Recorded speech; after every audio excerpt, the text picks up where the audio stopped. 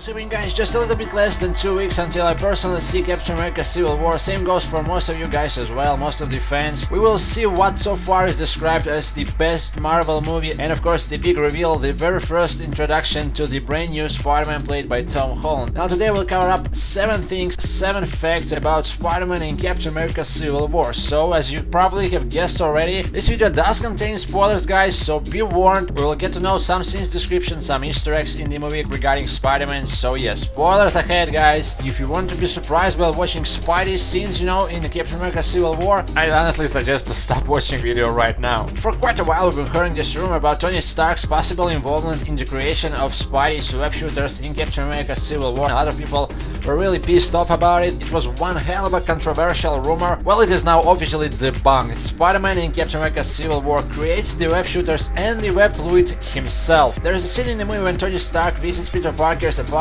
comes into a room, and Spidey web zips his hand to the door. And then Spidey looks up for a solution as to how to get Tony free. So yeah, the actual chemical formula of the web fluid is something Peter Parker comes up with himself, as well as the web cartridge has been confirmed by people who've seen the early screenings, who gave us the description of Spidey scenes. And of course, in Sam Raimi's trilogy, Spidey had the organic webbing, something which was controversial even back in 2001. I was 11 years old back then. When I heard about it like a year before the movie's release, I almost started crying. But in Raimi's trilogy it worked out pretty well. Of course, in the Mark Webb Spider-Man, Andrew Garfield creates the web shooters himself. As for the web fluid, he gets the web fluid from Oscorp. And of course, this Spider-Man, Tom Holland, Marvel Spider-Man, creates the web shooters, web fluid himself, which is really nice and of course true to the character. So stay calm, everybody. Tony Stark is not responsible for the creation of the web shooters for Marvel's new Spidey. Wow! You must be super smart to think this stuff up. Spider-Man Triple Action Web Blaster. Number 2. Peter has been Spider-Man already for 6 months prior to the events of the Captain America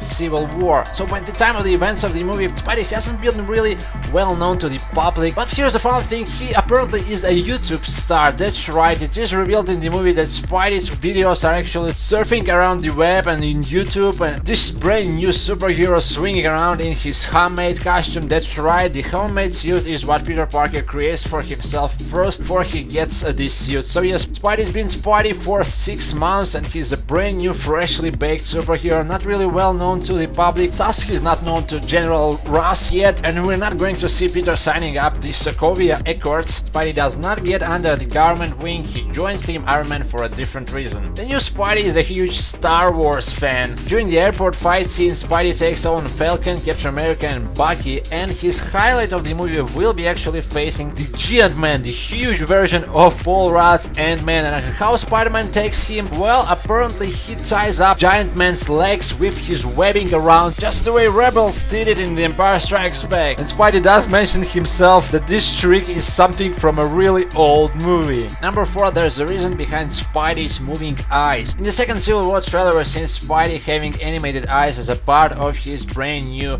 costume. Now in the actual movie, Tony Stark asks Peter about these weird goggles he's wearing, which are attached to his homemade costume, and Peter explains that he needs them to control his Spidey senses.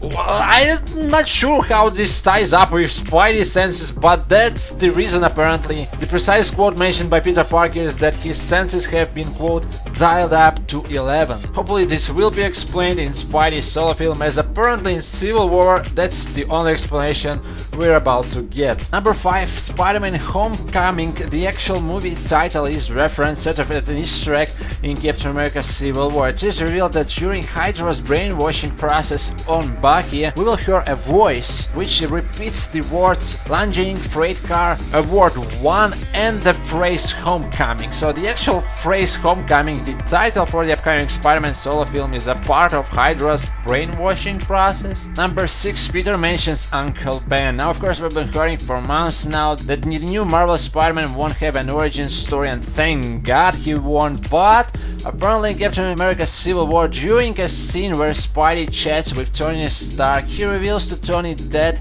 the reason he decided to suit up as Spider-Man is because he felt responsible for the death of his uncle. The name Uncle Ben precisely isn't mentioned in the movie, neither the line with great power there must also come great responsibility, but it is revealed that of course the reason he becomes Spider-Man is because of Uncle Ben, just like it should be. Once again ties up to the character perfectly, and really there's no need for origin story. And number 7, Spidey lives up in an apartment building, not in a house in Queens. This is confirmed. He lives with his own maid, played by Marissa Tomei, who by the way is really hot, and that's not me saying, that's actually what Tony Stark will point out in Captain America Civil War. This is the youngest actress so far to portray Aunt May, and more of a sort of like ultimate version of Aunt May. And Peter lives with his own in an apartment building, once again not in a house, and an apartment building is quite small, which does make sense of course, and it's a very convenient place for Spidey to swing through from a window. So there you have it, 7 facts about Spidey in Captain America Civil War. Once again, can't wait to see the movie. Hopefully you guys enjoyed the video. Tell me what you think about it. The review and my opinion and my analysis of Spidey scenes in Captain America Civil War will come out shortly. Stay tuned for more huge stuff.